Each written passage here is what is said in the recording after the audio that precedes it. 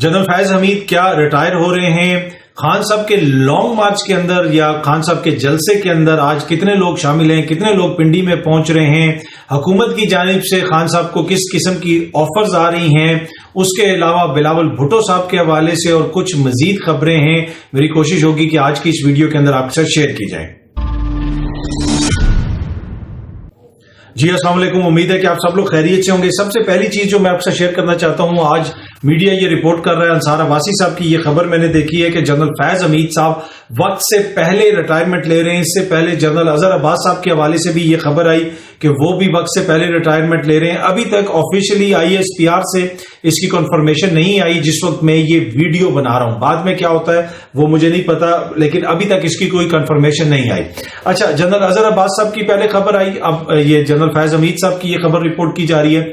हम ये माजी में सुनते रहे हैं कि जी आर्मी चीफ को तीसरे, चौथे, पांचवें, छठवें नंबर से उठा के लगा दिया जाता था, तो फिर बाकी अफसरान सुपरसीड हो जाते हैं, तो इस वजह से वो फिर अर्ली रिटायरमेंट ले लेते हैं। तो इस दफा तो ऐसा नहीं हुआ। जनरल आसिम मुनीर साहब सीनियर तरीन जनरल थे और उनको लगाया गया, आर्मी चीफ लगाया गया आसिम मुनीर साहब को।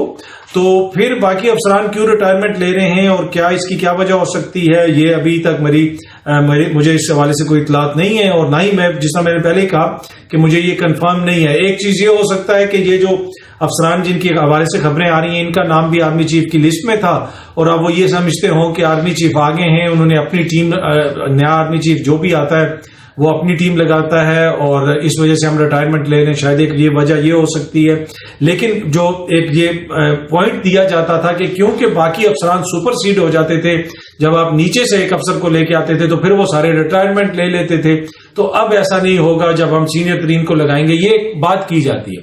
ये कोई प्रिंसिपल तो नहीं है, बाकी किसी की मर्जी है कोई रिटायरमेंट ले या ना ले, ये उनका जाती फैसला है। लेकिन ये दो खबरें आई हैं, पहले अजहर अब्बास साहब के हवाले से खबर आई और अब जनरल फैज हमीद साहब के हवाले से ये खबर आई, सोर्सेज से, जराए से। ये कंफर्म खबर नहीं है अभी तक, मतलब कंफर्म इन ए सेंस के ऑफिशियली कंफर्म नहीं की गई। अब ये अगर कंफर्म होती है तो फिर तो पता चल जाएगा, अगर वो रिटायरमेंट ले रहे हैं तो वो भी पता चल जाएगा। तो पता जो भी कंफर्म होता है मैं भी आपसे शेयर कर दूंगा।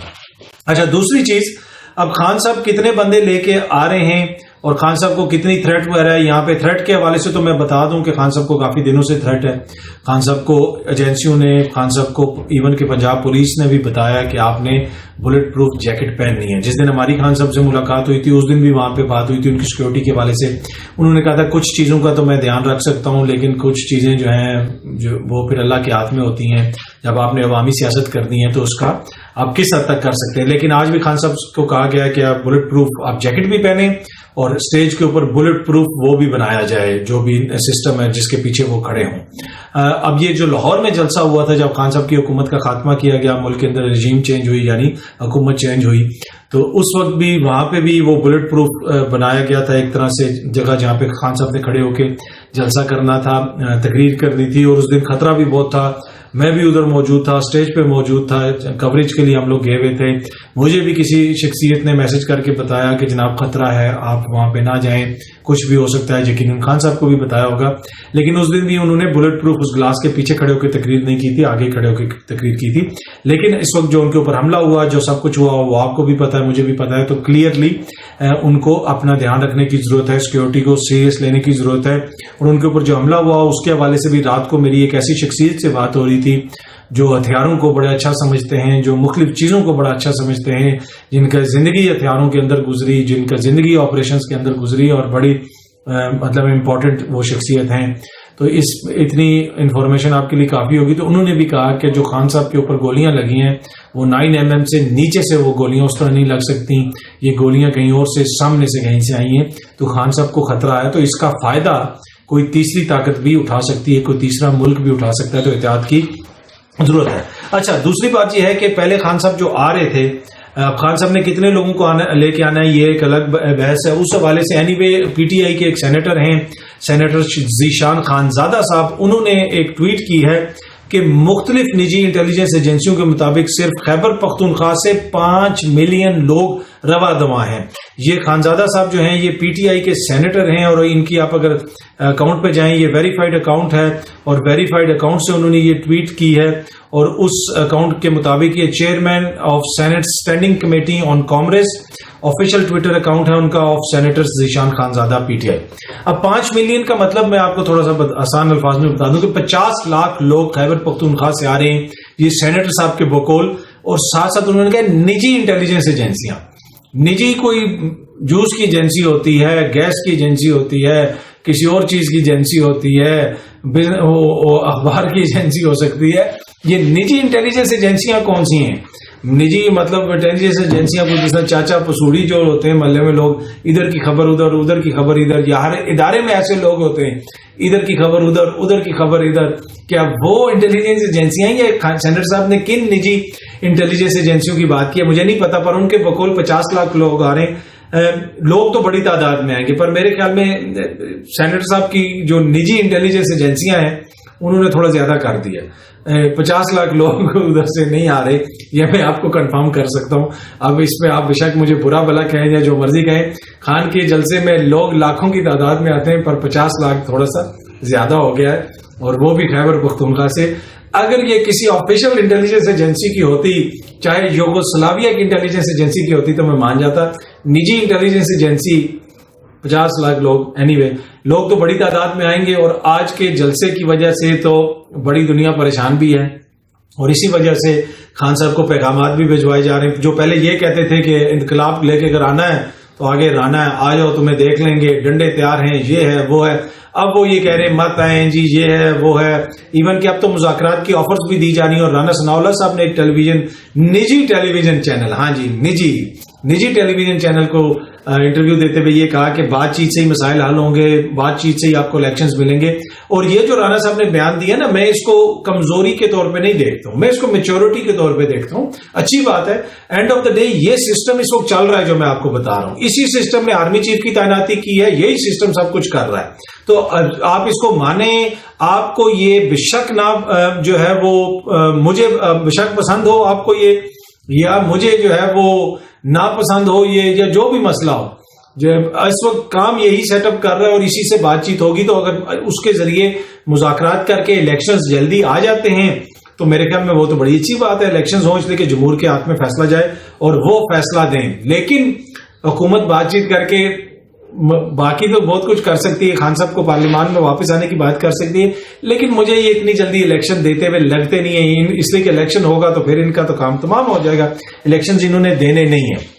اچھا, دوسری ایک اور چیز جو میں آپ سے شیئر کرنا چاہتا ہوں وہ ہے جناب بلاول صاحب کے حوالے سے. چھوٹی سی چیز, بلاول صاحب کی ایک پکچر وائرل ہوئی بھی. کل ایک اور چیز بھی جو میں آپ سے شیئر کر دوں کہ میری کوئی فیک اکاؤنٹ ہے ٹویٹر کا, اس کے اوپر سے ایک پکچر ٹویٹ ہوئی تھی موجودہ آرمی چیف کی, اور ساتھ محسن بیگ صاحب بیٹھے ہوئے تھے, اور اس میں مختلف چیزیں کی گئیں. اور پھر لوگ مجھے ٹیگ کر کے کہہ رہے ہیں کہ جناب آپ یہ کیا, بھائی وہ فیک اکاؤنٹ تو میرا اکاؤنٹ ہے ہی نہیں, نہ ہی میرا اس سے کوئی تعلق ہے. پھر میں نے اس حوالے سے ٹویٹ بھی کی تھی کہ میرا اس سے کوئی تعلق نہیں.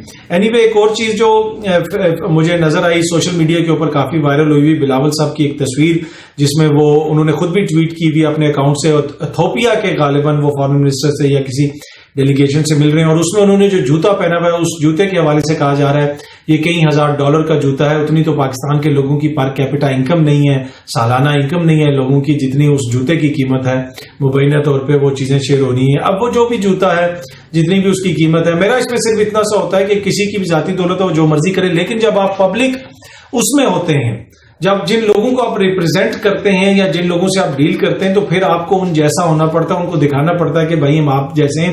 جب آپ اتنے مہنگی گھڑیاں پہنیں گے, اتنے مہنگے جوتے پہنیں گے, تو پھر لوگ اس کے اوپر تنقید کرتے ہیں, چاہے وہ آپ پہن کے میلان اٹلی میں جائیں, چاہے وہ لندن سے آپ ڈیزائنر بربری کے اور ڈفرنٹ ڈیزائنر کی چیزیں پہنی ہوئی ہوں آپ نے, تو وہ آپ دکھائیں. تو میرے خیال میں سیاستدانوں کو یہ چیز اس لیے جو ہے وہ اس کے اوپر تنقید ہوتی ہے کہ یہ وہ سیاستدان ہیں, یہ ان لوگوں کے اوپر حکمرانی کرنا چاہتے ہیں جو 2 وقت کی روٹی مشکل سے کرتے ہیں, افورڈ کرتے ہیں, جس میں 45% سے زیادہ بچے ایسے ہیں جن کو غذائی قلت کا شکار ہیں, یعنی بیلنس ڈائٹ نہیں ان کو ملتی, کہ وہ بیلنس ڈائٹ سے کہ متوازن غذا ان کو نہیں ملتی ہے.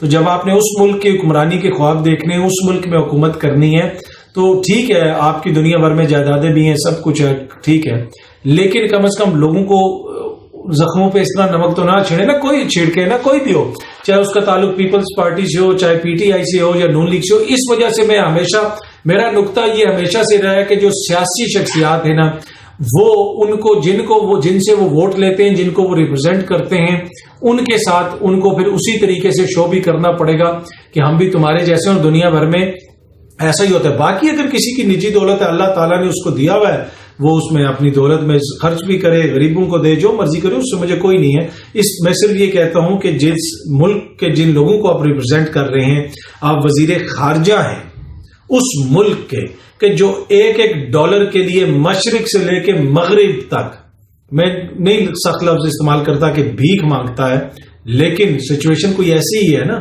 کبھی ہم کہتے ہیں 95% ڈیفالٹ ہو گیا, وہ کہتے ہیں نہیں جی 15% ہے, نہیں جی 24% ہے. یہ حالت ہے ہمارے ملک کی, اور ہم پوری دنیا سے پیسے لے رہے ہیں, اور پھر ہمارا حکمراں طبقہ وہ کیا دیکھ رہے ہیں, ان کی جائیدادیں ہیں پوری دنیا میں, تو وہ دنیا بھی دیکھتی ہے نا کہ یہ پیسے ہم سے آ کے مانگتے ہیں, اور ان کا اپنے لائف سٹائل دیکھیں ان کا کیا ہے, کدھر کدھر جائیدادیں ہیں. جس طرح وہ سینیٹر صاحب کی نجی ایجنسیاں ہیں, ان کے مطابق 50 لاکھ بندہ خیبر پختونخوا سے آ رہے, تو دنیا بھر میں جو حکومتیں ہیں ان کی آفیشیل ایجنسیاں بھی ہیں نا, وہ بھی ان کو بتاتی ہوں گی. تو میرے خیال میں یہ اس میں ایشو ہے. باقی جس کی ذاتی چیزیں ہیں وہ اپنی جو مرضی کرتا رہے, ہمیں اس سے کوئی اختلاف نہیں ہے, لیکن یہاں پہ جو سیاستدان ہوتے ہیں ان کا طرز عمل ویسا ہونا چاہیے, ان لوگوں کی طرح ہونا چاہیے جن کو وہ ریپرزینٹ کر رہے ہیں. کیا سعودی عرب کے حکمرانوں سے زیادہ ہمارے حکمرانوں کے پاس دولت ہے؟ وہ دیکھیں, وہ دنیا بھر میں جدھر جاتے ہیں اپنا ٹریڈیشنل ڈریس پہنتے ہیں.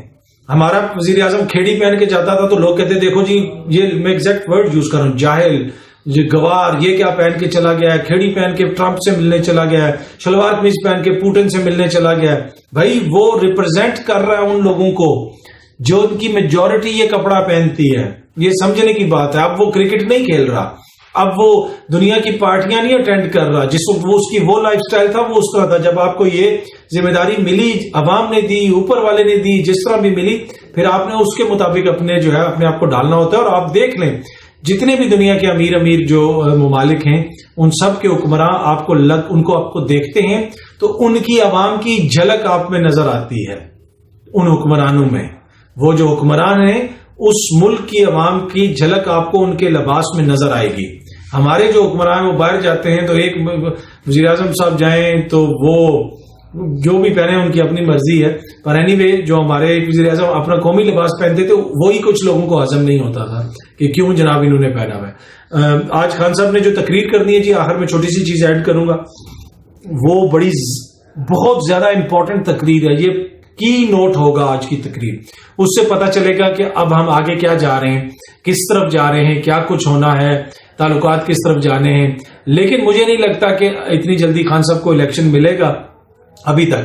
آگے اگلے کچھ دنوں کے اندر کیا ہوتا ہے وہ چیزیں علیحدہ ہیں. کچھ تعیناتیاں ہوں گی, پوسٹنگ ٹرانسفرز ہوں گی اداروں کے اندر بھی, تو پھر پتہ چلے گا کہ کوئی تبدیلیاں آئی ہیں یا نہیں آئیں, کس سمت میں چیزیں جا رہی ہیں. تو یہ صورتحال ہے. تعداد میں لوگ بڑی تعداد میں آئیں گے. آج خان صاحب نے کچھ باتیں وہاں پہ کرنی ہیں. خان صاحب نے کچھ باتیں جو کرنی ہیں وہ تو کچھ لوگوں کو پتا ہے, ان سے آپ پوچھ بھی سکتے ہیں, ڈسکس بھی کر سکتے ہیں. لیکن کچھ چیزیں ایسی ہیں جو صرف خان صاحب کو پتا ہے, اور یہ ان کی سینئر قیادت ہمیں بتاتی ہے کہ کچھ چیزیں ایسی ہیں وہ اب سٹیج پہ جا کے یا کسی جگہ پہ جا کے خود کرتے ہیں, وہ کسی سے بھی شیئر نہیں کرتے. تو آج انہوں نے کیا کرنا ہے, کیا سرپرائز دینا ہے, کیا سرپرائز ہوگا وہ دیکھیں گے. لیکن ایک چیز کنفرم ہے کہ نجی ایجنسیوں کی جو مرضی رپورٹ ہے ان سینیٹر صاحب کی, میری جو آفیشیل لوگوں سے بات چیت ہو رہی ہے, بڑی تعداد میں لوگ اس وقت پنڈی کی طرف آ رہے ہیں, اور یہ ایک بہت بڑا خان کا پاور شو ہوگا. امید ہے کہ یہ ویڈیو آپ کو پسند آئی ہوگی. بہت جلدی آپ سے دوبارہ ملاقات ہوگی. بہت بہت شکریہ. Thank you so much.